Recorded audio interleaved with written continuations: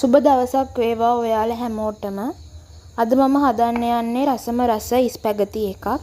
ඉතින් බලමු අපි කොහොමද මේ රසම රස ඉස්පැගති එක හදාගන්නේ කියලා. මුලින්ම මම ඉස්පැගති ටික හොඳට තඹගෙන තියෙනවා. ඒත් එක්කම මේකට අවශ්‍ය කරන අනිත් දේවල් ටිකක් ලෑස්ති කරගෙන තියෙනවා. පොඩි ටූන කෑන් එකක් අරගෙන තියෙනවා. පොඩියට කපාගත්ත තක්කාලි, සුදු ලූණු, අමු මිරිස් ටිකක් වගේම ලික්ස් ටිකකුත් පොඩියට කපලා අරගෙන තියෙනවා. බටර් ටිකකුත් අරගෙන තියෙනවා. මුලින්ම මම තාච්චියක් ලිපේ තියලා ඒක රත් වෙනකොට තෙල් බටර් වලින් මේස හැන්දකුත් දාලා මේ ටික හොඳට දිය වෙනකොට ඒකට සුදු ලූණු ටිකක් දාලා හොඳට ෆ්‍රයි වෙන්න දෙනවා. මේ සුදු ලූණු ටික හොඳට තෙල් එකේ බෙදෙන තරමට අපේ ඉස්පැගති එක තවත් රසවත් කරගන්න පුළුවන්. ඒක නිසා මේක ටිකක් හොඳට ෆ්‍රයි වෙන්න දෙන්න. මේක ෆ්‍රයි වෙන අතරේ මම මේකට දා ගන්නවා මගේ පොඩියට කපාගත්ත තක්කාලි ටිකක්. තක්කාලි ටිකක් දාලා හොඳට තෙල් එකේ තැම්බෙන්න දෙන්න ඕනේ.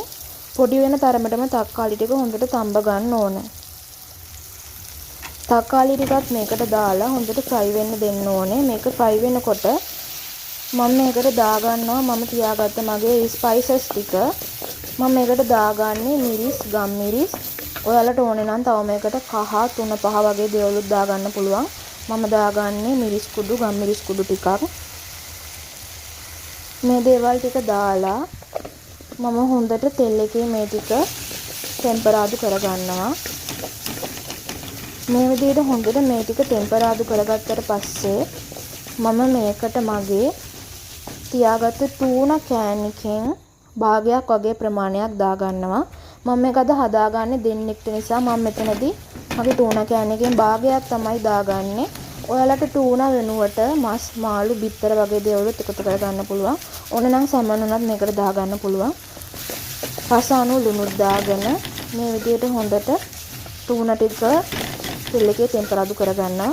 ඊට පස්සේ අපි තඹගත්ත ඉස්පැගති ටික, ලීක්ස්, කපාගත්ත අමු මිරිස් ටික දාලා හොඳට කලවම් කරගන්නවා. කලවම් කරගත්තට පස්සේ ඔයගොල්ලන්ට මේක ප්ලේට් එකකට දාලා රස විඳින්න පුළුවන්. මේක හදන්නත් හරිම ලේසි. ඒ වගේම හරිම රසවත්. තවත් වීඩියෝ එකකින් හම්බ වෙන තුරු ඔයගොල්ලන් ගිහින් එන්නම්. හැමෝටම සුබ දවසක්.